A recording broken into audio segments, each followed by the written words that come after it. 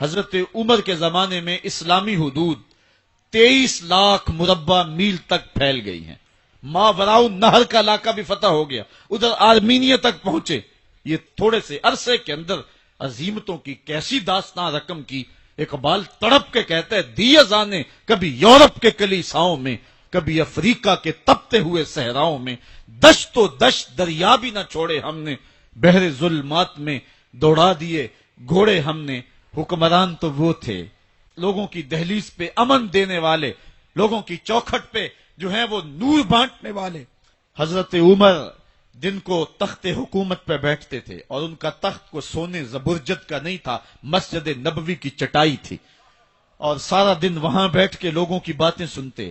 اور جب رات کے اندھیرے گہرے ہوتے عمر بھیس بدل کے مدینے کی گلیوں کا گشت کرتے. کہا تمہارے گھر سے دھواں نکل رہا ہے اور بچے رو رہے ہیں، ان کو کھانا کیوں نہیں دیتی؟ کہنے لگی عمر کی جان کو رو رہی ہوں. عمر کے پاؤں تلے سے زمین نکل گئے. کہا کیا ہوا؟ کہا 3 دن سے ہمارے ہاں کھانے کے لیے کچھ نہیں ہے. روزانہ بچے روتے ہیں اور میں ہنڈیا کے اندر پتھر ڈال کر کے نیچے سے آگ ڈالتی رہتی ہوں کہ بچے انتظار کر کر کے سو جائیں گے. کم بخت سو بھی نہیں رہے اور وہ پتھر پکیں گے بھی کیا، اور میں عمر کی جان کو رو رہی ہوں. حضرت عمر کا کلیجہ دہلنے لگا. فوراً پلٹے واپس بیت المال میں آئے، گھی کا ایک کنستر لیا، آٹے کی بوری لی، مرچ مسالہ جات بہت کچھ اٹھایا، اپنے کندھے پہ رکھا، بوری اپنی کمر پہ لا دی. عمر بیت المال سے نکلے تو آپ کے خادم اسلم نے دیکھ لیا، آگے بڑھا، کہا میرے آقا میں اٹھاتا ہوں. عمر کی آنکھوں میں آنسو ہے. کہا اسلم قیامت کے دن میرا بوجھ اٹھا لو گے؟ کہا قیامت کے دن تو اپنا اپنا بوجھ اٹھانا پڑے گا. کہا عمر کو آج اپنا ہی اٹھانے دو. حضرت عمر وہ گھی کا کنستر اور وہ آٹے کی بوری سر پہ اٹھائے ہیں اور اس خاتون کے گھر جاتے ہیں اور دستک دیتے ہیں. وہ جب دیکھتے ہیں اس کی جان میں جان آ جاتی ہے. کہا جلدی جلدی آٹا گوندو، اور عمر سبزی کاٹنے لگ جاتے ہیں. حضرت عمر رضی اللہ تعالی عنہ سبزی تیار کر دیتے، ادھر آٹا گند جاتا ہے اور پھر اوپر چولہا رکھا جاتا ہے، چولہے کے اندر آگ رکھی جاتی ہے، وہ کھانا پکانے لگتی ہے، آگ بجھتی ہے. تاریخ نے لکھا ہے آگ بجھنے لگتی ہے، عمر جھک کر کے پھونکے مارتا ہے. عمر جھک جھک کے پھونکے مارتا ہے. کھانا پک گیا اور بچوں کے سامنے کھانا رکھ دیا، بچے کھا رہے ہیں. اب بچے رو رو کے نڈال ہو چکے تھے. حضرت عمر اپنے ہاتھوں کو اور اپنے گھٹنوں کو اور اپنے پاؤں کو زمین پہ لگا کے جس طرح بکری کا بچہ چلتا ہے ویڑے کے اندر، کبھی ادھر چلتے ہیں کبھی ادھر چلتے ہیں تاکہ بچے مجھے دیکھ کے خوش ہوں اور دل میں کہتے عمر جتنا رلایا ہے اب اتنا ہنسانا بھی پڑے گا. تو کبھی عمر امیر المومنین، یہ میں کسی آج کے جو ہے وہ لوگوں کے ووٹوں پہ منتخب ہونے والے حکمران کی کہانی نہیں سنا رہا، میں اس عمر کی کہانی سنا رہا ہوں جو 23 لاکھ مربع میل کا حکمران ہے، آدھی دنیا کا بادشاہ ہے.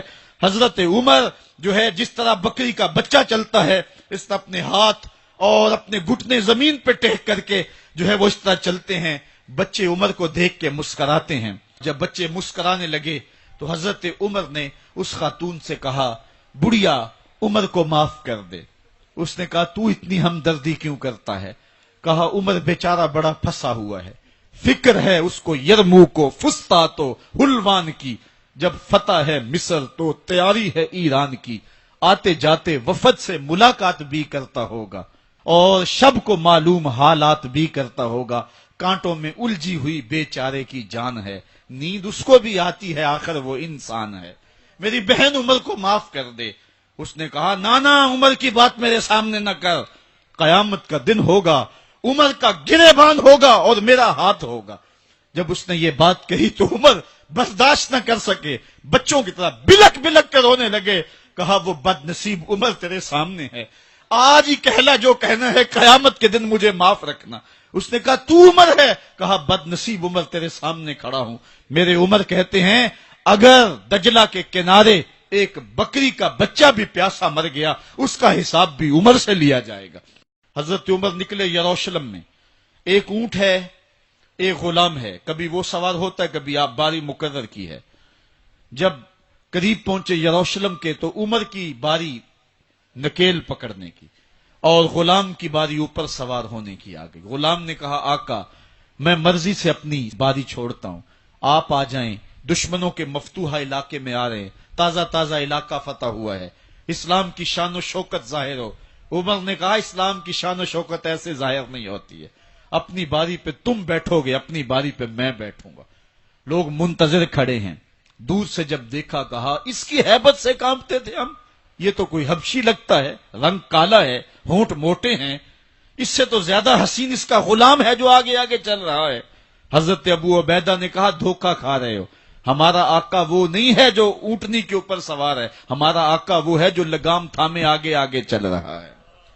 حضرت عمر رضی اللہ تعالیٰ عنہ کو آگے بڑھ کے جابیہ کے مقام پہ حضرت ابو عبیدہ بن جراح نے استقبال کیا، تو حضرت عمر آگے بڑھے اور انہوں نے آگے بڑھ کر کے حضرت ابو عبیدہ کے دونوں کندھوں پہ ہاتھ رکھا، اور سنو حضرت عمر نے کیا کہا لا الہ الا اللہ انا کنا اذل قوم فاعزنا اللہ بالاسلام، کہا کہ لا الہ الا اللہ، اے ابو عبیدہ بن جراح ہم ایک ذلیل قوم تھے اور اللہ نے ہمیں اسلام کی وجہ سے عزت عطا کی ہے، اور میں تمہیں ایک تاریخ ساز بات کہنے لگا ہوں، اور وہ یہ ہے کہ جب تک ہم اس عزت والے اسلام کے دامن کو تھامے رہیں گے ہماری عزت قائم رہے گی، اور جب اسلام کے علاوہ کسی اور جگہ سے عزت ڈھونڈیں گے تو رسوا کر کے رکھ دیے جائیں گے۔ یہ ہے وہ خلاصہ جو حضرت عمر نے امتوں کے عروج و زوال کا بیان کیا ہے۔ اس امت کو جو خیرات ملی ہے تخت و تاج کی، وہ پینٹاگون سے نہیں ملی، وہ واشنگٹن سے نہیں ملی، وہ وائٹ ہاؤس سے نہیں ملی، وہ محمد عربی کے جوڑوں کا صدقہ ملی ہے۔ اس لیے جب ہم نے اسلام سے انحراف کیا، پاکستان حاصل کیا گیا تھا، پاکستان کا مطلب کیا؟ لا الہ الا اللہ، ہم نے اس نعرے کو چھوڑ دیا ہوا ہے، ہم نے انحراف کر دیا ہے۔ آج ہماری نظریں مغرب کی طرف لگی ہیں کہ تخت و تاج اس سے نصیب ہوتے ہیں، اور دنیا کے اوپر ہم رسوا ہو کے رہ گئے۔ ہماری پستی، ہماری زبوحالی، ہماری ذلت کا سبب یہ ہے کہ جس جگہ سے ہمیں عزت ملی تھی ہم نے وہ مرکز ہی چھوڑ دیا ہے، اس مرکز حیات کو، اس مرکز زندگی کو، اس مرکز عزت کو ہم نے چھوڑ دیا ہے، اور دنیا کے اوپر ہم رسوا ہو رہے ہیں۔ انہی حضرت عمر کی کہانی ہے، وادی تہامہ سے گزر رہے تھے کہ بچوں کی طرح بلک بلک کے رونے لگے، کہا عمر جوان آدمی ہو اور بچوں کی طرح بلک کے رو رہے ہو؟ کہا تم نہیں جانتے، مجھے بچپن کی کہانی یاد آ گئی۔ کہا کیا کہانی ہے؟ کہا یہی عرض تہامہ تھی، میرے باپ خطاب نے مجھے 5 اونٹ دیے تھے، کہا انہیں لائن میں کھڑا کرو سیدھا، میں آگے والا سیدھا کرتا تھا، پیچھے والا ٹیڑھا ہو جاتا، پیچھے والا سیدھا کرتا، آگے والا ٹیڑھا ہو جاتا، میرے باپ خطاب نے مجھے بڑا مارا۔ کہا ایک عرب کے بیٹے ہو کے تم سے 5 اونٹ لائن میں کھڑے نہیں ہوتے؟ کہا ایک زمانہ عمر پہ وہ تھا کہ اس سے 5 اونٹ لائن میں کھڑے نہیں ہوتے تھے، اور آج شرق سے لے کر غرب تک 23 لاکھ مربع میل کی حکمرانی اور انسان بھی لائن میں کھڑے ہیں، یہ محمد عربی کے جوڑوں کا صدقہ نہیں ہے تو اور کیا ہے؟ عمر سے تو 5 اونٹ لائن میں کھڑے نہیں ہوتے تھے۔ تو یہ عزتیں، یہ تخت و تاج، یہ حکومتیں ہمیں حضور کی دہلیز سے ملی ہیں۔ جب ہم نے اس دہلیز کو چھوڑ دیا تو دنیا کے اوپر رسوا ہو گئے اور ذلیل کر کے رکھ دیے گئے۔ ہماری اخلاقی پستی اور زبوحالی نے ہم کو کہیں کا نہیں چھوڑا ہے، دامن رسالت ماب کو چھوڑ دیا ہے، پھر رسوائیاں مقدر نہیں ہوں گی تو کیا ہوں گی؟ آئیے ابھی بھی موقع ہے، توبہ کا دروازہ بند نہیں ہوا، رب سے بھی معافی مانگ لیں، گنبد خضرا کے مکین کے حضور بھی ہاتھ جوڑ کے کہیں چھوڑ کے آپ کا دامن رحمت، آقا ہم سے بھول ہوئی، کھو دی اپنی قدر و قیمت، آقا ہم سے بھول ہوئی، دیکھ ہماری آنکھ مچولی، اپنے سینے اپنی گولی، بھول گئے ہم درس اخوت، آقا ہم سے بھول ہوئی، دنیا کے ٹھکرائے ہوئے ہیں، تیرے در پہ آئے ہوئے ہیں، کھول دے اپنا باب رحمت، آقا ہم سے بھول ہوئی۔ عمر رضی اللہ تعالی عنہ کا زمانہ ہے، جب یروشلم فتح ہوا، حضرت ابو عبیدہ بن جراح رضی اللہ تعالی عنہ حضرت عمر کو دعوت دیتے ہیں کہ آپ مدینے سے چلیں اور یروشلم میں پہنچے۔ حضرت عمر مدینے سے چلتے ہیں، کتنا بڑا قافلہ لے کر کے، کتنا پروٹوکول ہے، حضرت عمر اکیلے اور ساتھ ایک غلام، اور اونٹ بھی ایک، باری باری سوار ہوتے ہیں، کبھی غلام سوار ہوتا ہے، کبھی عمر سوار ہوتے ہیں۔ حکمران تو وہ تھے، लोगों की दहलीज पे अमन देने वाले, लोगों की चौखट पे जो है वो नूर बांटने वाले आज के हुक्मरानों ने तुम्हें रमजानुल मुबारक के अंदर लोड शेडिंग का पैकेज दिया है, और आज बच्चे भी तड़प रहे हैं और जवान भी सिसक रहे हैं, और माह सियाम में जिन अजियतों में कौम को मुब्तला कर दिया है वो किसी से मख्फी नहीं है। और तुम्हें मैं हजरत उमर की कहानी सुनाऊं। हजरत उमर दिन को तख्त हुकूमत पर बैठते थे, और उनका तख्त को सोने जबरजद का नहीं था, मस्जिद नबवी की चटाई थी, और सारा दिन वहां बैठ के लोगों की बातें सुनते। और जब रात के अंधेरे गहरे होते, उमर भेष बदल के मदीने की गलियों का गश्त करते। कहा तुम्हारे घर से धुआं निकल रहा है और बच्चे रो रहे हैं, उनको खाना क्यों नहीं देते? कहने लगी उमर की जान को रो रही हूं। उमर के पांव तले से जमीन निकल गई। कहा क्या हुआ? कहा 3 दिन से हमारे यहां खाने के लिए कुछ नहीं है, रोजाना बच्चे रोते हैं और मैं हंडिया के अंदर पत्थर डाल करके नीचे से आग डालती रहती हूं कि बच्चे इंतजार कर करके सो जाएंगे, कम वक्त सो भी नहीं रहे, और वो पत्थर पकेंगे भी क्या, और मैं उमर की जान को रो रही हूं। हजरत उमर का कलेजा दहलने लगा। फौरन पलटे वापस बैतुल माल में आए, घी का एक कनस्तर लिया, आटे की बोरी ली, मिर्च मसाला जात बहुत कुछ उठाया, अपने कंधे पे रखा, बोरी अपनी कमर पे ला दी। उमर बैतुल माल से निकले तो आपके खादम असलम ने देख लिया, आगे बढ़ा, कहा मेरे आका मैं उठाता हूं। उमर की आंखों में आंसू है। कहा असलम कयामत के दिन मेरा बोझ उठा लोगे? कहा कयामत के दिन तो अपना अपना बोझ उठाना पड़ेगा। कहा उमर को आज अपना ही उठाने दो। हजरत उमर वो घी का कनस्तर और वो आटे की बोरी सर पे उठाए हैं और उस खातून के घर जाते हैं और दस्तक देते हैं। वो जब देखती है उसकी जान में जान आ जाती है। कहा जल्दी जल्दी आटा गूंदो, और उमर सब्जी काटने लग जाते हैं। हजरत उमर रज़ी अल्लाह ताला अन्हो सब्जी तैयार कर देते, उधर आटा गूंद जाता है, और फिर ऊपर चूल्हा रखा जाता है, चूल्हे के अंदर आग रखी जाती है, वो खाना पकाने लगती है, आग बुझती है। तारीख ने लिखा है आग बुझने लगती है, उमर झुक करके फूंके मारता है, उमर झुक झुक के फूंके मारता है।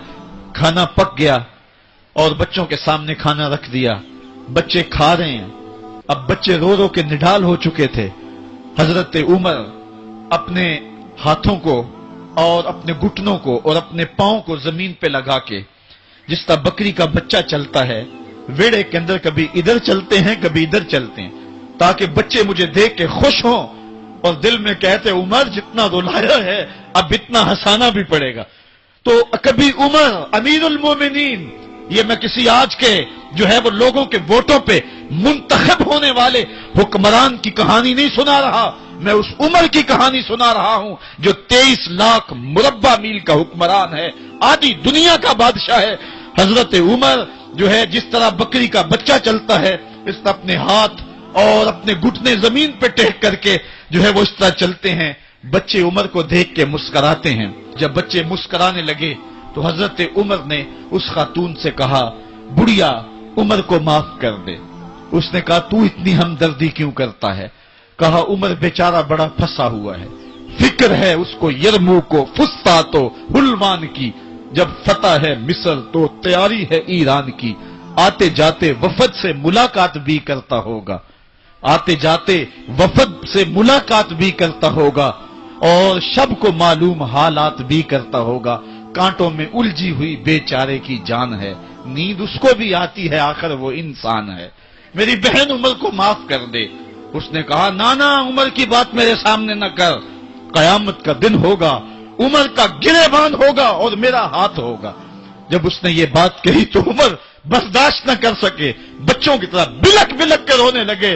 कहा वो बदनसीब उमर तेरे सामने है, आज ही कहला जो कहना है, कयामत के दिन मुझे माफ रखना। उसने कहा तू उमर है? कहा बदनसीब उमर तेरे सामने खड़ा हूं। मेरे उमर कहते हैं अगर दजला के किनारे एक बकरी का बच्चा भी प्यासा मर गया उसका हिसाब भी उमर से लिया जाएगा। अल्लाह अकबर। मैं इस हजरत उमर की कहानी सुनाने लगा था। हजरत उमर निकले यरूशलेम में, एक ऊंट है एक गुलाम है, कभी वो सवार होता है कभी आप बारी मुकर्रर की है। जब करीब पहुंचे यरूशलेम के तो उमर की बारी नकेल पकड़ने की। اور غلام کی باری اوپر سوار ہونے کی آ گئی۔ غلام نے کہا آقا میں مرضی سے اپنی باری چھوڑتا ہوں، آپ آ جائیں، دشمنوں کے مفتوحہ علاقے میں آ رہے ہیں، تازہ تازہ علاقہ فتح ہوا ہے، اسلام کی شان و شوکت ظاہر ہو۔ عمر نے کہا اسلام کی شان و شوکت ایسے ظاہر نہیں ہوتی ہے، اپنی باری پہ تم بیٹھو گے، اپنی باری پہ میں بیٹھوں گا۔ لوگ منتظر کھڑے ہیں، دور سے جب دیکھا کہا اس کی ہیبت سے کانپتے تھے ہم، یہ تو کوئی حبشی لگتا ہے، رنگ کالا ہے، ہونٹ موٹے ہیں، اس سے تو زیادہ حسین اس کا غلام ہے جو آگے آگے چل رہا ہے۔ حضرت ابو عبیدہ نے کہا دھوکہ کھا رہے ہو، ہمارا آقا وہ نہیں ہے جو اونٹنی کے اوپر سوار ہے، ہمارا آقا وہ ہے جو لگام تھامے آگے آگے چل رہا ہے۔ حضرت عمر رضی اللہ تعالیٰ عنہ کو آگے بڑھ کے جابیہ کے مقام پہ حضرت ابو عبیدہ بن جراح نے استقبال کیا، تو حضرت عمر آگے بڑھے اور انہوں نے آگے بڑھ کر کے حضرت ابو عبیدہ کے دونوں کندھوں پہ ہاتھ رکھا، اور سنو حضرت عمر نے کیا کہا لا الہ الا اللہ انا کنا اذل قوم فاعزنا اللہ بالاسلام، کہا کہ لا الہ الا اللہ، اے ابو عبیدہ بن جراح ہم ایک ذلیل قوم تھے اور اللہ نے ہمیں اسلام کی وجہ سے عزت عطا کی ہے، اور میں تمہیں ایک تاریخ ساز بات کہنے لگا ہوں، اور وہ یہ ہے کہ جب تک ہم اس عزت والے اسلام کے دامن کو تھامے رہیں گے ہماری عزت قائم رہے گی، اور جب اسلام کے علاوہ کسی اور جگہ سے عزت ڈھونڈیں گے تو رسوا کر کے رکھ دیے جائیں گے۔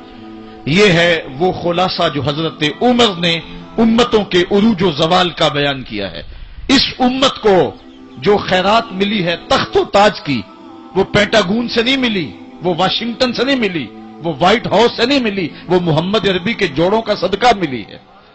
اس لیے جب ہم نے اسلام سے انحراف کیا، پاکستان حاصل کیا گیا تھا، پاکستان کا مطلب کیا؟ لا الہ الا اللہ، ہم نے اس نعرے کو چھوڑ دیا ہوا ہے، ہم نے انحراف کر دیا ہے۔ آج ہماری نظریں مغرب کی طرف لگی ہیں کہ تخت و تاج اس سے نصیب ہوتے ہیں، اور دنیا کے اوپر ہم رسوا ہو کے رہ گئے۔ ہماری پستی، ہماری زبوحالی، ہماری ذلت کا سبب یہ ہے کہ جس جگہ سے ہمیں عزت ملی تھی ہم نے وہ مرکز ہی چھوڑ دیا ہے۔ اس مرکز حیات کو، اس مرکز زندگی کو، اس مرکز عزت کو ہم نے چھوڑ دیا ہے، اور دنیا کے اوپر ہم رسوا ہو رہے ہیں۔ انہی حضرت عمر کی کہانی ہے، وادی تہامہ سے گزر رہے تھے کہ بچوں کی طرح بلک بلک کے رونے لگے۔ کہا عمر جوان آدمی ہو اور بچوں کی طرح بلک کے رو رہے ہو؟ کہا تم نہیں جانتے، مجھے بچپن کی کہانی یاد آ گئی۔ کہا کیا کہانی ہے؟ کہا یہی عرض تہامہ تھی، میرے باپ خطاب نے مجھے 5 اونٹ دیے تھے، کہا انہیں لائن میں کھڑا کرو سیدھا، میں آگے والا سیدھا کرتا تھا، پیچھے والا ٹیڑھا ہو جاتا، پیچھے والا سیدھا کرتا، آگے والا ٹیڑھا ہو جاتا، میرے باپ خطاب نے مجھے بڑا مارا۔ کہا ایک عرب کے بیٹے ہو کے تم سے 5 اونٹ لائن میں کھڑے نہیں ہوتے؟ کہا ایک زمانہ عمر پہ وہ تھا کہ اس سے 5 اونٹ لائن میں کھڑے نہیں ہوتے تھے، اور آج شرق سے لے کر غرب تک 23 لاکھ مربع میل کی حکمرانی اور انسان بھی لائن میں کھڑے ہیں۔ یہ محمد عربی کے جوڑوں کا صدقہ نہیں ہے تو اور کیا ہے؟ عمر سے تو 5 اونٹ لائن میں کھڑے نہیں ہوتے تھے۔ تو یہ عزتیں، یہ تخت و تاج، یہ حکومتیں ہمیں حضور کی دہلیز سے ملی ہیں۔ جب ہم نے اس دہلیز کو چھوڑ دیا تو دنیا کے اوپر رسوا ہو گئے۔ اور اقبال کہتا ہے تو نے پوچھی ہے امامت کی حقیقت مجھ سے، حق تجھے میری طرح صاحب اسرار کرے، ہے وہی تیرے زمانے کا امام برحق جو تجھے حاضر و موجود سے بیزار کرے، دے کے احساس زیاں تیرا لہو گرما دے، فقر کی سان چڑھا کے تجھے تلوار کرے، موت کے آئینے میں دکھلا کے رخ دوست تیرے لیے زندگی اور بھی دشوار کرے، فتنہ ملت بیضا ہے امامت اس کی جو مسلمان کو سلاطین کا پرستار کرے۔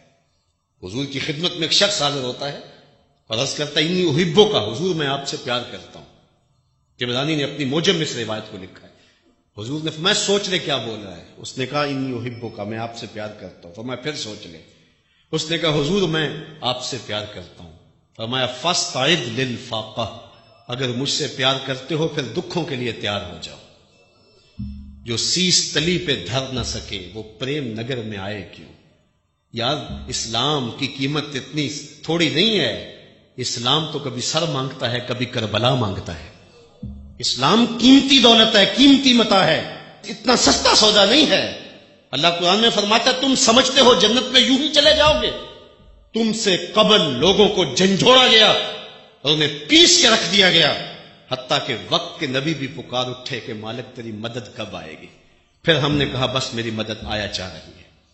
اذیتیں، دکھ، مصائب، آلام، کن کن تکلیفوں سے لوگ نہیں گزرے. امام رازی نے لکھا ہے مکے سے لے کے طائف تک 70 ایسے نبیوں کی قبریں ہیں جن کی وفات صرف بھوک کی وجہ سے ہوئی ہے. صحابہ کی زندگیاں دیکھیں. آج تو ہم دین کے کہنے پہ کچھ چھوڑنے کے لیے تیار نہیں ہوتے. ڈاکٹر کہہ دے تو چینی چھوڑ دیتے ہیں, ڈاکٹر کہہ دے تو نمک چھوڑ دیتے ہیں, ڈاکٹر کہہ دے تو ہم مرغن غذائیں چھوڑ دیتے ہیں. وہ ایک بڑا پاکستان کا امیر ترین شخص ہے, اس کا ایک انٹرویو لگا تھا کسی ٹی وی چینل پہ, تو وہ کہتا میں 2-3 ٹوسٹ اور جو ہے وہ 1-2 انڈا لیتا ہوں دن کا, بس یہی, کھربوں پتی, لیکن مقصود یہی ہے. ڈاکٹر نے کہہ دیا سب کچھ چھوڑ دیا. ڈاکٹر کہے تو چینی بھی چھوڑ دیں, ڈاکٹر کہے تو گھی بھی چھوڑ دے, رب کہے تو کچھ بھی نہ چھوڑے. وما قدر اللہ حق کا قدر ہی, اللہ کی قدر کا لوگوں نے حق ہی نہ جانا, تو پھر دین اتنا ہی بے توقیر ہے, اتنا ہی بے قیمت ہے کہ ڈاکٹر کے کہنے پہ چھوڑ دو, رب کے کہنے پہ نہ چھوڑو. یہ کیسے ہو سکتا ہے؟ تو جب تم اس کے ہو جاؤ گے, تیرے ہندیاں سندیاں محبوبہ میں کافر ہوا جے میں ہوا, جب اپنا آپ مٹاؤ گے تو پھر دیکھو. اقبال کہتا ہے نا کہ جب شکوے کی زبان کھولتا ہے اس وقت کہتا ہے کہ برق گرتی ہے تو مسلمان کے کاشانہ پہ, اور اوروں کے لیے حور و قصور, مومن کے لیے فقط وعدہ حور. تو پھر جواب آتا ہے کہ تم میں کوئی حوروں کا چاہنے والا ہی نہیں, جلوائے طور تو موجود ہے کوئی موسیٰ ہی نہیں. کوئی ہو تو صحیح, کوئی وہ جذبے لے کر کے آئے, کچھ سب کچھ برباد کر دینے کے لیے, سب کچھ چھوڑ دینے کے لیے آمادہ تھے ہو. اگر بدر میں 313 لوگوں کو رب نے فتح کا تاج پہنایا اور اس دن کو میرے رب نے یوم فرقان کہہ کے پکارا, تو ذرا دیکھو تو صحیح یہ سارے گھر بار نہیں چھوڑ کے آگے تھے. بچے چھوڑ آئے, بیویاں چھوڑ آئے, ماں باپ چھوڑ آئے. وہ لوگ تھے جنہوں نے سب کچھ قربان کر دیا. اس شخص کی کہانی بھی نہیں بھول سکتے ہم جو بدر کے موقع پہ کھجوریں کھا رہا تھا اور کھجوروں کی گٹھلیاں دوسری جیب میں ڈال رہا تھا. تو حضور نے فرمایا اٹھو اٹھو اس جنت کے لیے جس کی چوڑائی زمین و آسمان سے زیادہ ہے. تو اس نے کہا کہ ارض السماوات والارض, زمین و آسمان سے زیادہ. حضور نے فرمایا ہاں. اس نے کہا پھر میرے اور جنت کے درمیان یہ کھجوریں ہی حائل ہو رہی ہیں. کھجوریں پھینکی اور میدان عمل میں کود پڑا. لوگوں نے اٹھایا تو اس کی لاش پہ اتنے زخم سے تک پہچانا نہیں جا رہا تھا. تو راہ حق میں لوگوں نے سب کچھ لٹا دیا, لوگوں نے سب کچھ قربان کر دیا, اور ہم اللہ اس کے رسول کے کہنے پہ حرام چیزیں نہ چھوڑ سکیں اور پھر کہیں کہ ہمارے اوپر اللہ کی رحمتیں کیوں نہیں برستی, اللہ کی کرم نوازیاں ہمارے اوپر کیوں نہیں ہوتی. تم میں کوئی حوروں کا چاہنے والا ہی نہیں, جلوائے طور تو موجود ہے کوئی موسیٰ ہی نہیں. تم اس طرح بن کے تو آؤ, اس طرح آؤ تو صحیح, آنکھیں کھول کے اپنی زندگی کا جائزہ لو.